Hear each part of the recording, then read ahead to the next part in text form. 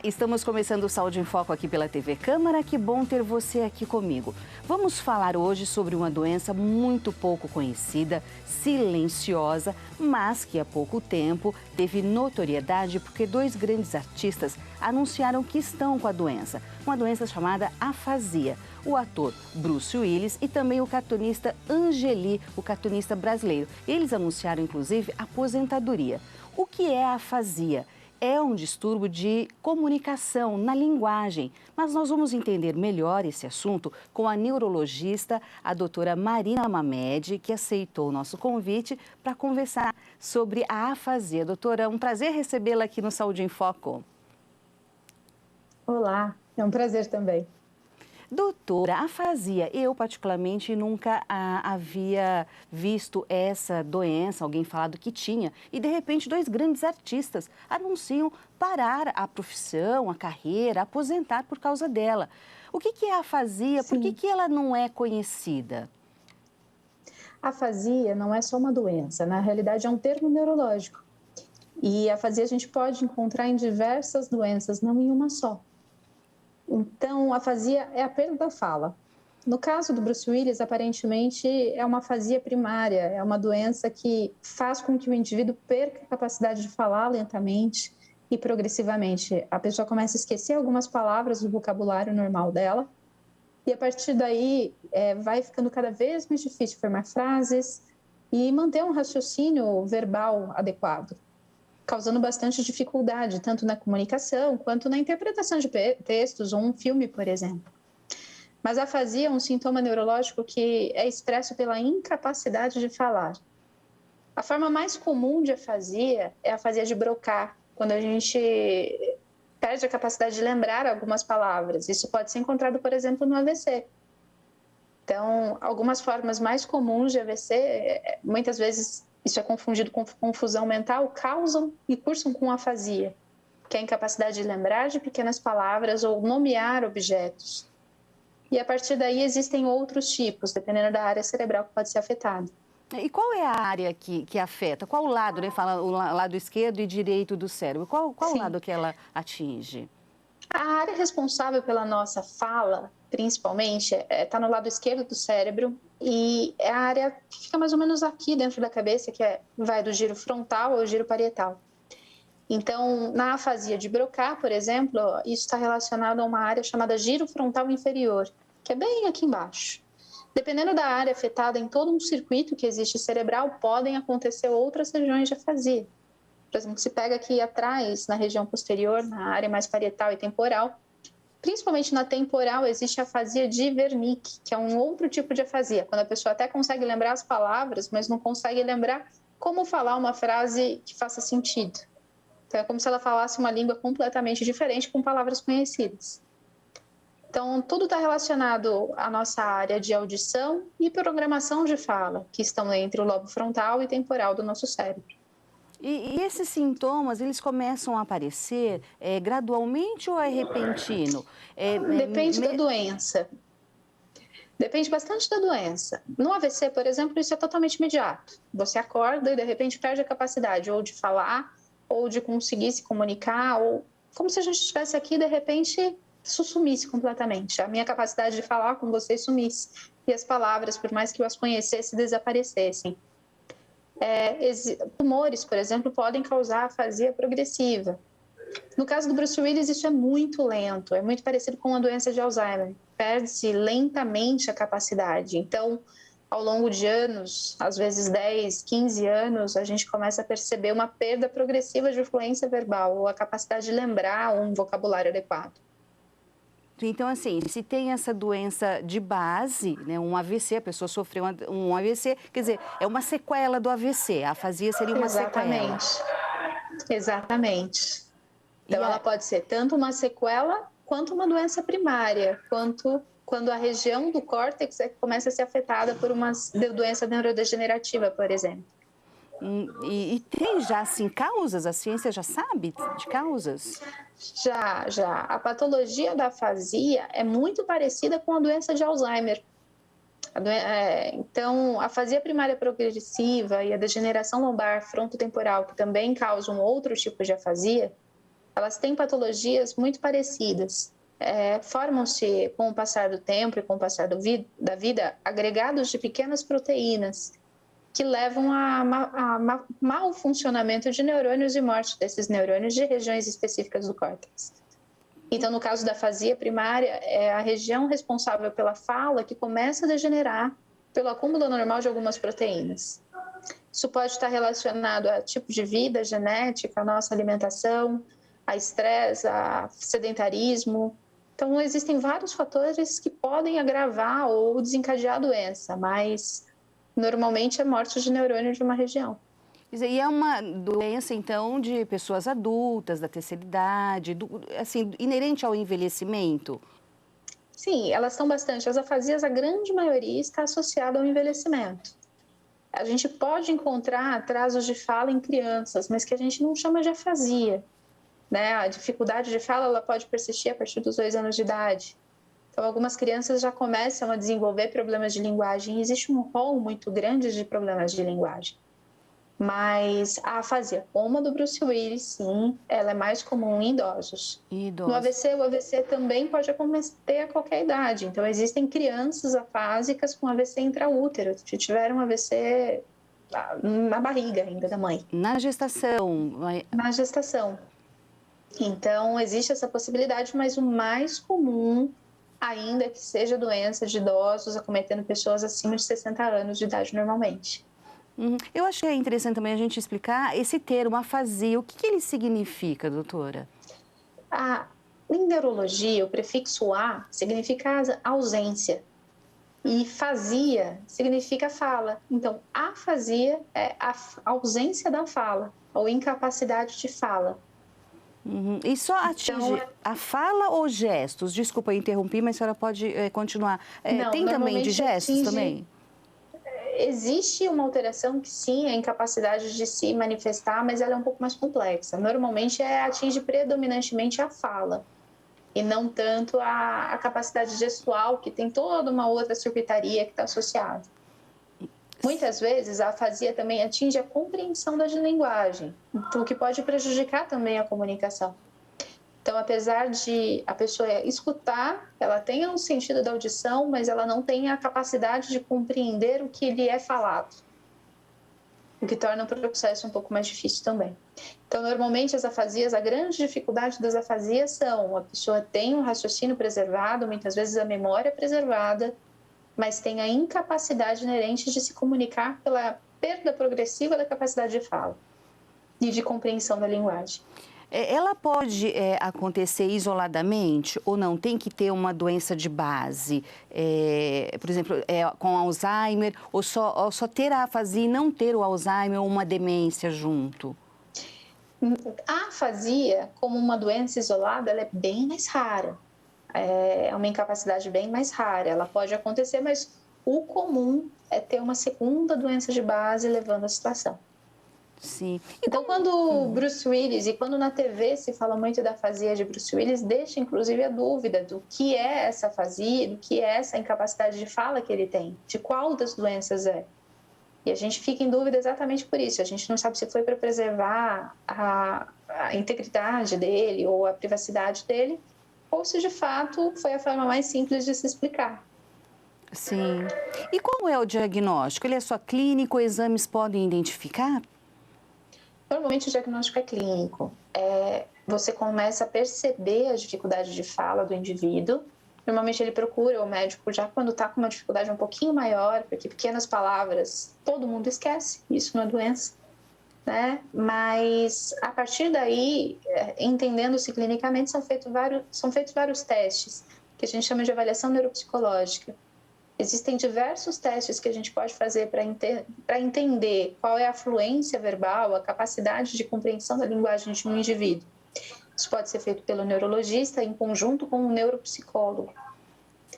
E a gente pode, sim, complementar a investigação com alguns exames de imagem, como a ressonância ou o PET, que pode ajudar. Mas, normalmente, começa pela parte clínica, pela suspeita clínica, pelo médico especialista. Então, que são ou neurologista ou geriatra, normalmente. Doutora, como é uma doença pouco conhecida, ou vamos dizer que não é divulgada, falada, geralmente os pacientes vão já com essa queixa ou vão com queixa de outras, por exemplo, uma doença de base ao Não, consultório? normalmente a queixa é esquecimento. É só o O paciente com esquecimento. afasia, sim, ele fala, eu estou esquecendo, eu não consigo fazer alguma coisa, eu não consigo falar alguma coisa, eu estou esquecendo as palavras. Raramente o paciente consegue associar para a gente que existe um déficit de fluência verbal. Até porque, normalmente, a gente esquece uma palavra e pensa em outra rapidamente. Então, a gente só procura o médico quando isso está, de fato, muito ruim. As principais queixas são esquecimento, dificuldade de leitura, dificuldade de formar frases. São coisas que são extremamente comuns em consultório, uma vez que agora, principalmente com o Covid, com isolamento, muita gente tem apresentado. O que torna mais difícil ainda o reconhecimento da patologia. O estresse, a correria, o próprio envelhecimento, falando, estou ficando velho, estou esquecendo, não estou lembrando palavra. Assim, é meio que subjugado, talvez. Sim, sim. E é muito subdiagnosticado também. Existe uma falha muito grande no diagnóstico da doença, uma vez que normalmente as pessoas associam a velhice. Sim. Então, não está falando, está ficando caduco, não quer mais conversar comigo, enfim. E aí não se faz o diagnóstico, infelizmente. E se fazendo o diagnóstico, tem tratamento? A regressão ou estaciona? É possível isso? Infelizmente não. Tudo que a gente tem de tratamento hoje para as demências e para as afasias são sintomáticos. Quando existe uma doença como o AVC, a situação muda um pouco de figura, porque a gente pode trabalhar com fonoaudiologia, a gente pode tentar reiniciar a fala de alguma outra forma, estimular outras vias de fala. Mas no caso das afasias relacionadas às doenças degenerativas, a gente só trata com o sintomático. A gente pode tentar atrasar um pouco o processo, mas o processo é reversível. Então, a pessoa evolui, infelizmente, para uma perda completa da capacidade de comunicação. E aí ela se isola, doutora? Se isola? Depende. Muito depende do suporte que ela tem, do suporte social e do suporte familiar. A gente tem outras formas de comunicação que não estão diretamente relacionadas à fala, a comunicação por gestos, expressões não verbais. Então, se a gente é capaz de manter uma comunicação não verbal, a gente até pode tentar. O difícil na afasia é que muitas vezes ela vem associada a transtornos de memória, o que também impede que o indivíduo aprenda uma outra linguagem, como Libras, por exemplo. Então, ele perde a capacidade de expressar a palavra, mas muitas vezes ele perde a capacidade de aprender a falar uma coisa diferente, o que torna o processo muito mais difícil. Perde essa capacidade de aprender, a cognição, compromete bastante. Exatamente. Compromete bastante. Exatamente. E aí o apoio familiar e entender, saber que existe isso é extremamente importante. Desculpem, gente. Doutora, quer dizer, o apoio familiar nesse momento, né, no acompanhamento desse paciente, é muito importante. Sim, o suporte social e familiar é tudo que esse paciente tem. Então, o apoio familiar, o suporte familiar fazem com que o paciente seja completamente, evolua muito bem ou evolua muito bem, mal, que ele seja completamente acolhido ou não. Quanto melhor as pessoas possam compreender a dificuldade, compreender o problema, menos estresse o indivíduo passa a ter e mais fácil fica lidar com a dificuldade de comunicação. Então, o problema da afasia não é só a dificuldade de comunicação em si, mas a dificuldade de relacionamento interpessoal. Você não conseguir mostrar o que você quer, o que você gosta, o que você gostaria de fazer.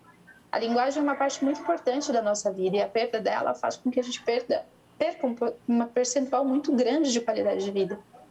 Se não existir esse suporte familiar, fica mais difícil para se manter exatamente a autonomia, a capacidade laboral, capacidade de trabalho. Enfim, tudo está correlacionado à fala hoje em dia ou à escrita.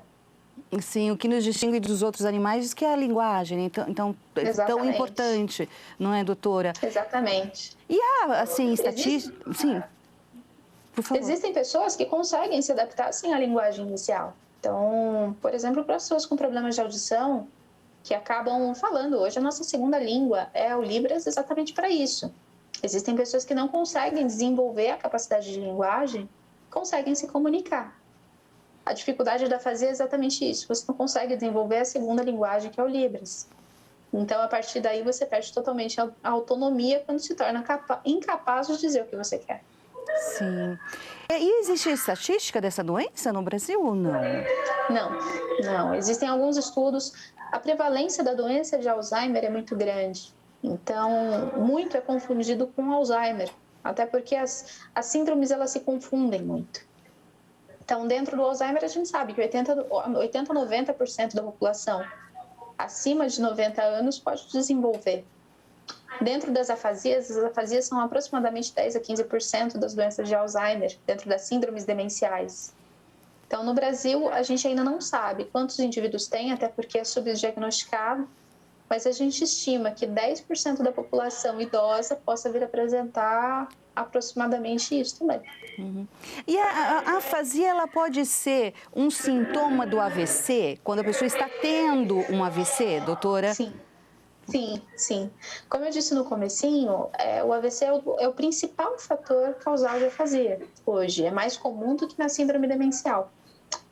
Então, a gente sempre fala, tem uma regra mnemônica que se chama SAMU.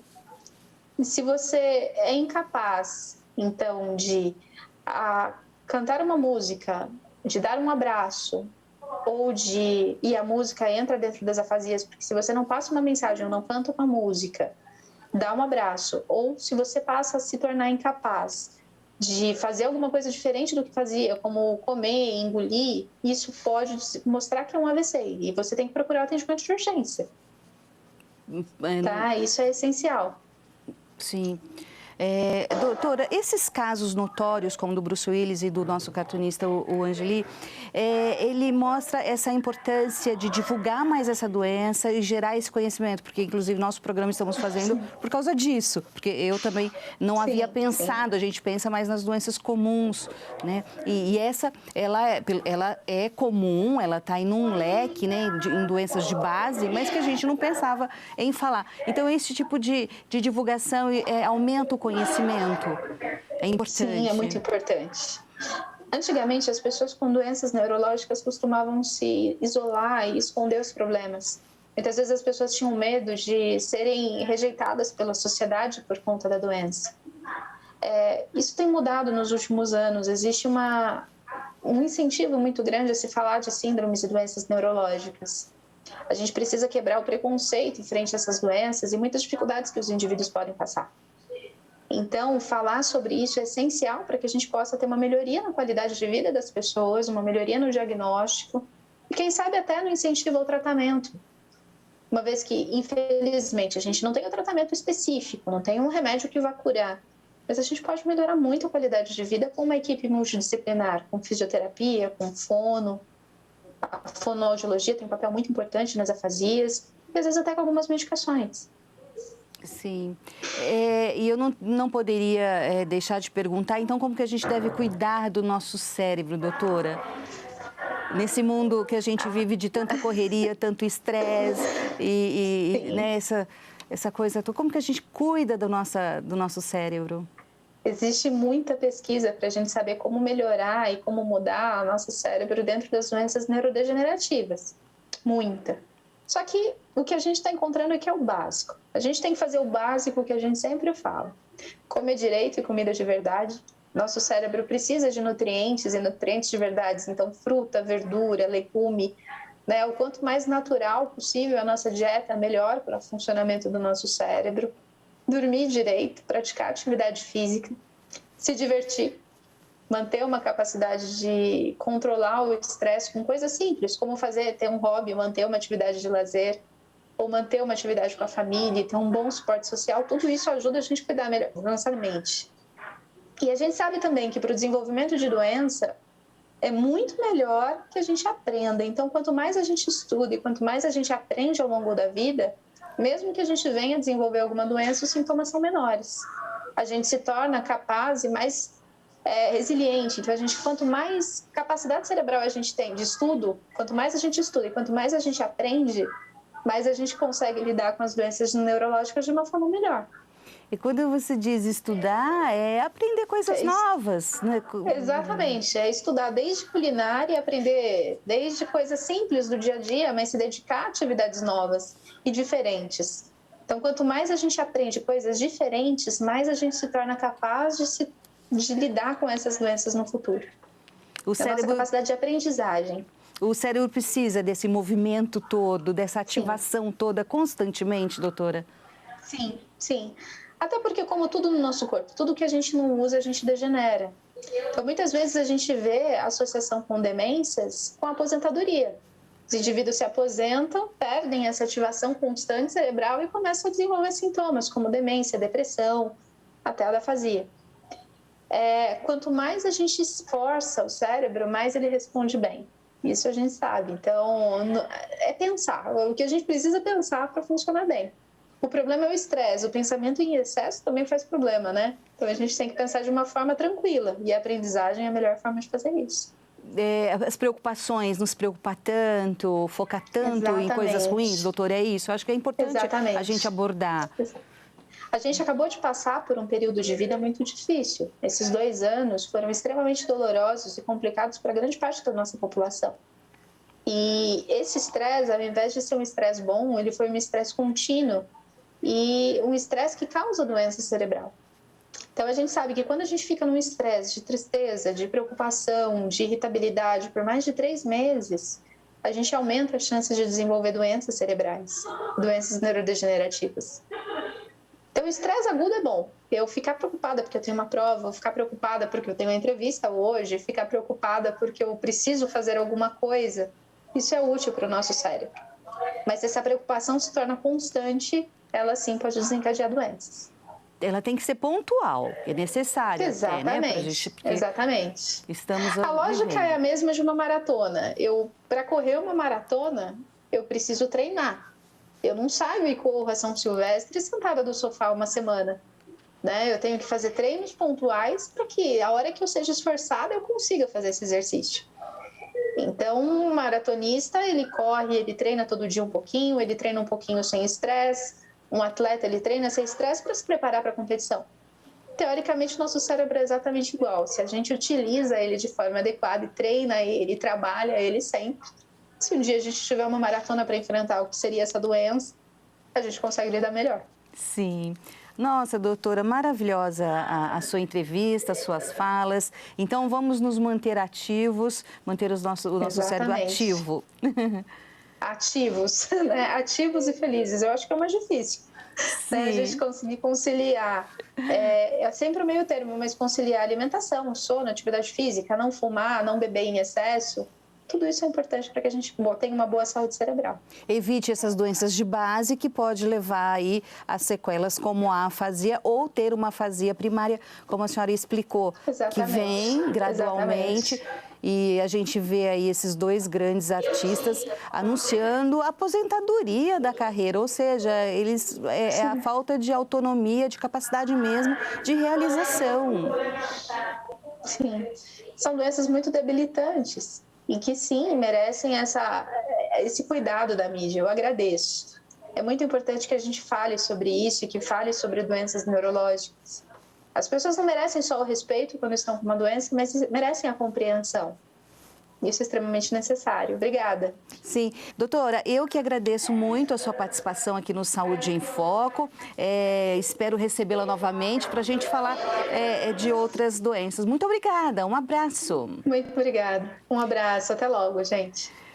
Bem, e hoje no Saúde em Foco nós falamos com a doutora Marina Mamed, neurologista, que explicou para a gente o que é afasia. Espero que você tenha gostado do Saúde em Foco. Se quiser assistir novamente ou quiser indicar para alguém, é só procurar esse programa no nosso canal no YouTube, Câmara Rio Preto, TV Câmara Rio Preto. Tem lá a playlist Saúde em Foco, que tem o nosso programa. Muito obrigada por sua companhia e até o próximo Saúde em Foco. Tchau.